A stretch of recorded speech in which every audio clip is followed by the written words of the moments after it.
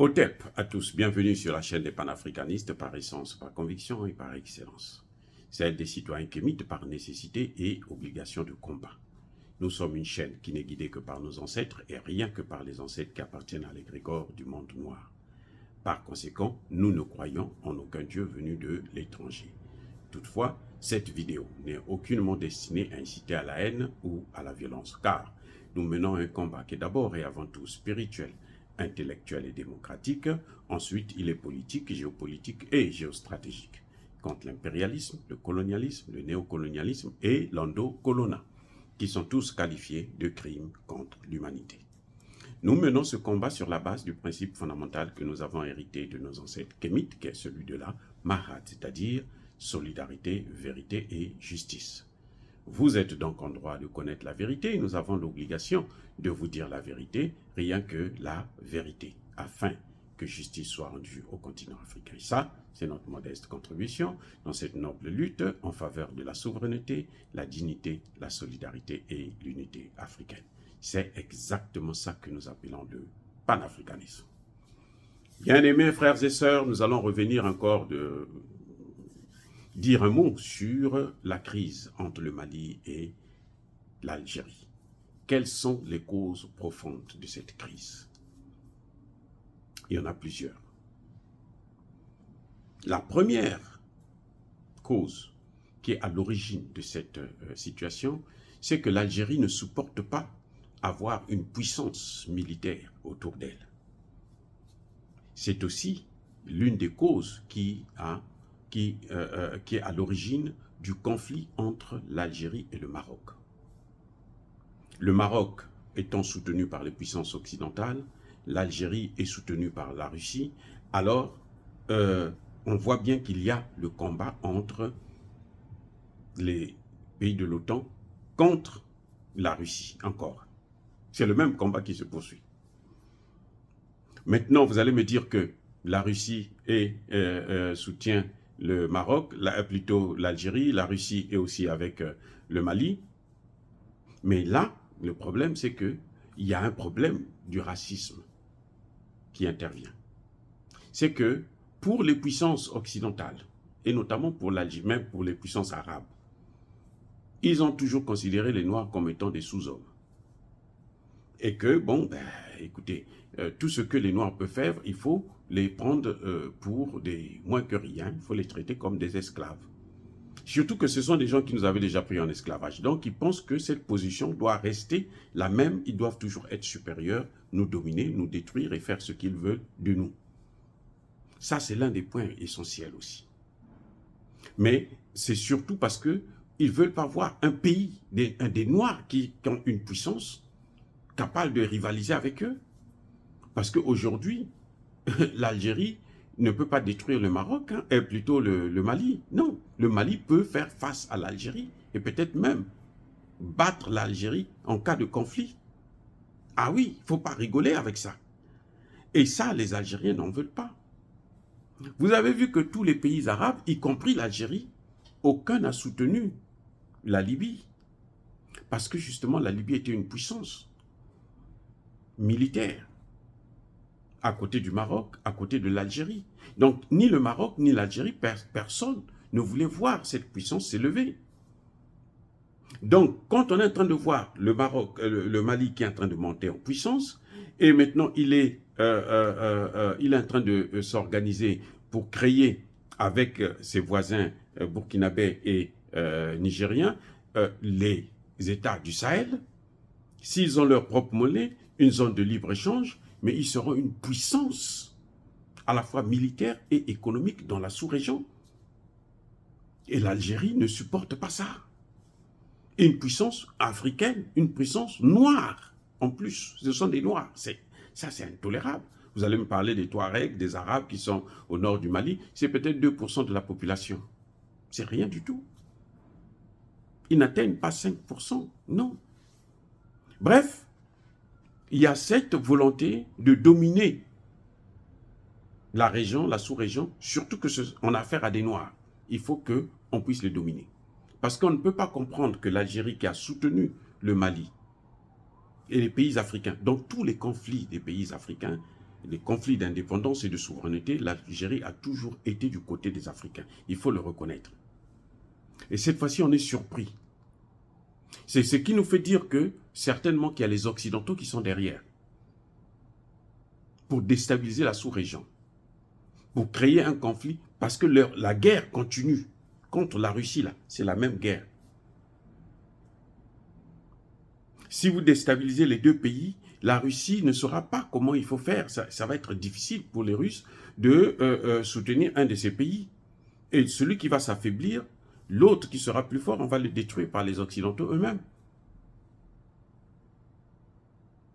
Donc, il y a derrière cette crise, il y a la volonté occidentale qui met des moyens en passant par d'autres pays arabes comme le Qatar, l'Arabie Saoudite, ainsi de suite, qui ont toujours des liens avec eux, pour leur faire comprendre que mais si ces gens-là réussissent, l'Afrique va échapper à tous ces pays. Il suffit de dire à l'Arabie Saoudite, mais toi tu as organisé le sommet Afrique-Arabie Saoudite, mais regarde comment ils sont en train de se développer là. Ils n'ont plus besoin de toi. Et celui qui peut t'aider, c'est l'Algérien. Parce que l'Algérie a des liens avec eux. Et l'Algérie sait que si elle est en conflit avec le Mali, eh ben, les puissances occidentales vont venir l'aider, vont venir lui donner un coup de pouce. Parce que leur objectif, c'est justement détruire le monde noir. Il ne faut pas oublier que les Européens avaient bien dit. Helmut Kohl, exactement, qui le disait. La Chine nous a échappé. L'Afrique, là, elle est encore là. Et on va tout faire pour qu'elle puisse rester là, dans cette même position. Et toutes les politiques, même dans les universités, ils enseignent ces théories-là, pour que les Africains ne puissent pas s'élever. Quand ils se retrouvent entre eux, là, les Africains ne doivent pas monter. La conférence de Berlin de 1885 avait pour fondamentale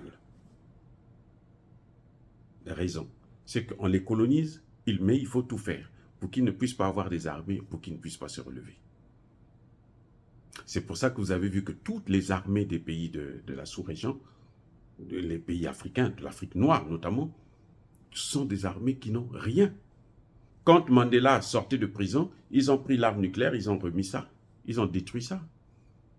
Parce que les Noirs ne doivent pas avoir ça.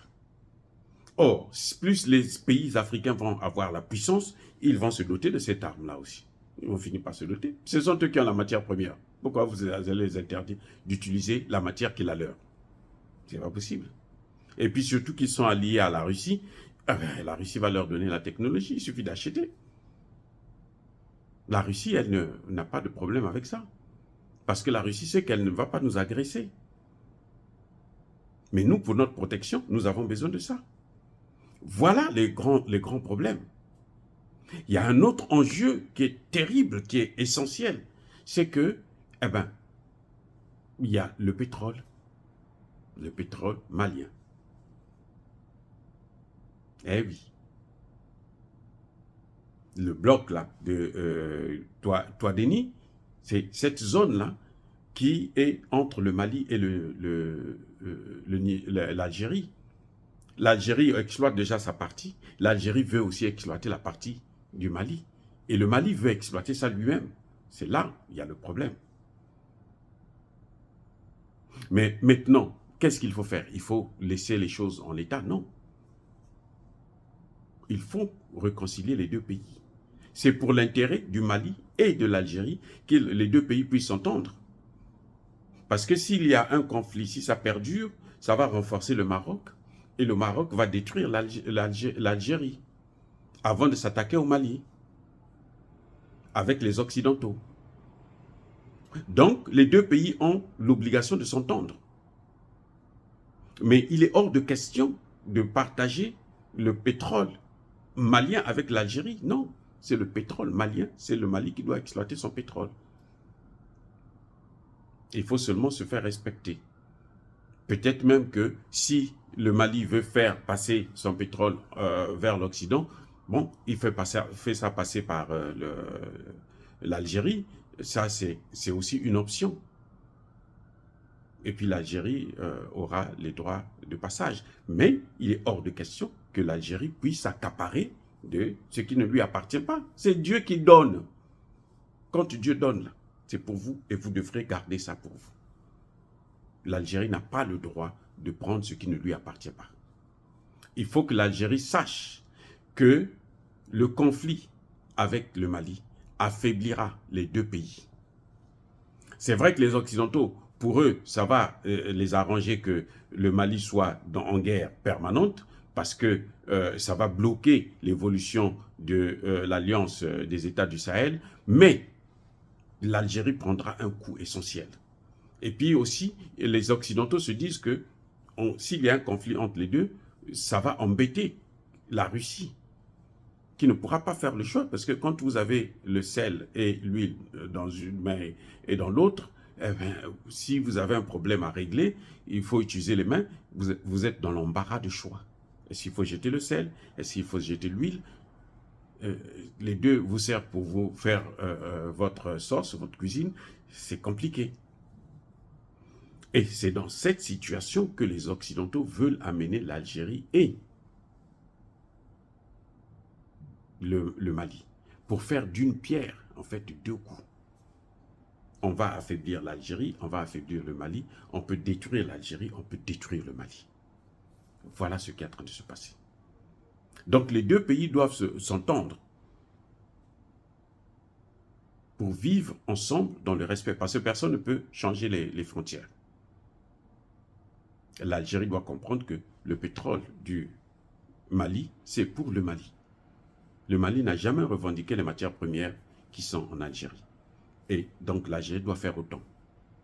Si le Mali veut exploiter ses matières premières seul, il n'a qu'à l'exploiter. Mais le Mali aura forcément besoin d'une voie de passage. Et là, l'Algérie peut proposer au Mali, utiliser son port par exemple. Voilà ce qu'il y a à faire. C'est la seule chose, puisque le Nigeria déjà va faire passer son pipeline par l'Algérie. Le Mali aussi peut faire passer son pipeline par l'Algérie. Ce n'est pas un problème, ça. C'est comme ça qu'il faut régler le problème. Mais l'Algérie ne peut pas prétendre prendre quelque chose qui ne lui appartient pas. C'est pour le Mali. Les Maliens font de ça ce qu'ils veulent. Mais il faudrait qu'ils puissent savoir, les deux pays doivent savoir que ceux qui sont derrière cette situation-là, ce sont les Occidentaux. Que ce soit directement ou que ce soit indirectement. Ce sont les Occidentaux qui veulent à tout prix affaiblir non seulement l'Algérie, mais aussi et surtout l'Alliance des États du Sahel via le Mali. Dire cela, c'est inciter à la haine ou à la violence. Non. Yaba colère, veille à Malek. Encore une fois de plus, bien-aimés frères et sœurs, je persiste et je signe. Soyez bénis, soyez abondamment bénis par le Dieu des Kémites et par nos ancêtres angélisés. Mais que tous ceux qui persécutent le continent africain le pillent et le déstabilisent, qu'ils soient noirs, blancs, chinois, arabes, juifs, indiens ou qui qu'ils soient punis, maudits, foudroyés, neutralisés, écrasés, effacés par le Dieu des Kémites et par nos ancêtres angélisés. Vive l'Afrique éternelle. J'ai dit et j'assume.